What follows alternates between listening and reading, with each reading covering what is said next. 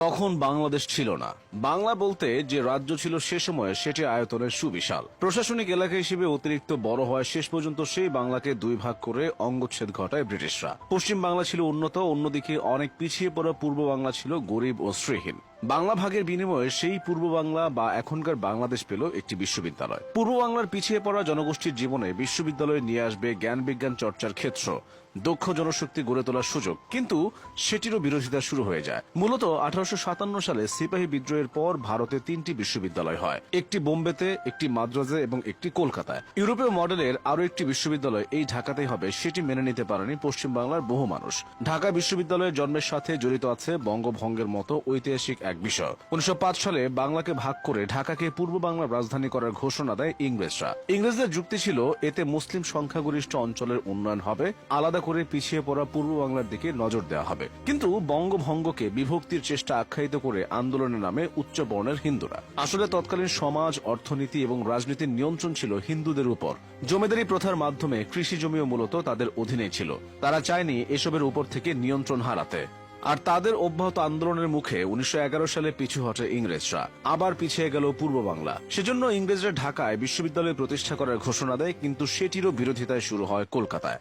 ঢাকা বিশ্ববিদ্যালয় প্রতিষ্ঠার প্রবল বিরোধী হয়ে ওঠেন কলকাতা বিশ্ববিদ্যালয়ের উপাচার্য স্যার আশুতোষ মুখোপাধ্যায় আর রাজনীতিক সুরেন্দ্রনাথ ব্যানার্জি। ভারতের ভাইসরয় লর্ড হার্ডিঞ্জ 1912 সালে ঢাকা সফর শেষে কলকাতায় ফিরলে রাজনীতিক রাসবিহারী ঘোষের নেতৃত্বে একটি প্রতিনিধি দল দেখা করে তার সঙ্গে। তারা ঢাকায় বিশ্ববিদ্যালয় স্থাপনের বিরোধিতা করে স্মারকলিপি দেয়। স্যার আশুতোষের কাছে হার্ডিঞ্জ জানতে চান কি করলে এই বিরোধিতার অবসান ঘটাবেন। তখন তিনি কলকাতা বিশ্ববিদ্যালয়ে অধ্যাপকের 4টি পদ সৃষ্টির দাবি করেন। এরপর অবশ্য আশুতোষ মুখোপাধ্যায় ঢাকা বিশ্ববিদ্যালয়ের জন্য শিক্ষক নিয়োগে সহযোগিতা করেন।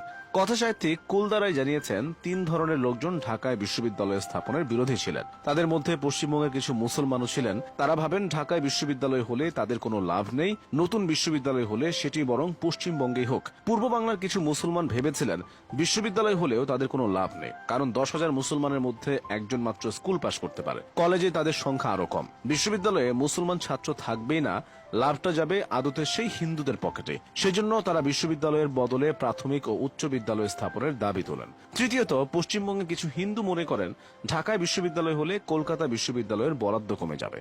এই ভয়ে তারা নামে বিরোধিতায়। বাংলাদেশে বহুল প্রচলিত তথ্য হল কবিগুরু রবীন্দ্রনাথ ঠাকুরও ঢাকা বিশ্ববিদ্যালয়ের বিরোধিতা করেছিলেন, কিন্তু এর পক্ষে দালিলি কোনো তথ্য প্রমাণ নেই। আবার যারা ঢাকা বিশ্ববিদ্যালয় প্রতিষ্ঠার বিপক্ষে ছিলেন তাদের সঙ্গেও উঠা বসা ছিল কবিগুরুর, তাই অনেকে সহজ সমীকরণ মেলান। তবে তিনি ছিলেন বঙ্গভঙ্গের প্রবল বিরোধী। বঙ্গভঙ্গ রুখতেই সে সময় লেখেন আমার সোনার বাংলা আমি তোমায় ভালোবাসি। এই কবিতাই পরে বাংলাদেশের জাতীয় সঙ্গীত হিসেবে গ্রহণ করা হয়। কেউ কেউ প্রমাণ ছাড়াই বলেন 1912 সালের 28শে মার্চ কলকাতায় গড়ের মাঠে রবীন্দ্রনাথের সভাপতিত্বে জনসভা হয়। আসলে সেদিন সেখানে সভা হলেও তাতে কবির থাকা ছিল অসম্ভব। 19শে মার্চ জাহাজে করে তার বিলাত যাওয়ার কথা ছিল, কিন্তু অসুস্থ হয়ে পড়ায় মালপত্র মাদ্রাজ থেকে ফিরিয়ে আনা হয়। কলকাতায় কয়েকদিন বিশ্রাম নিয়ে 24শে মার্চ কবি শিলাইদহে চলে যান।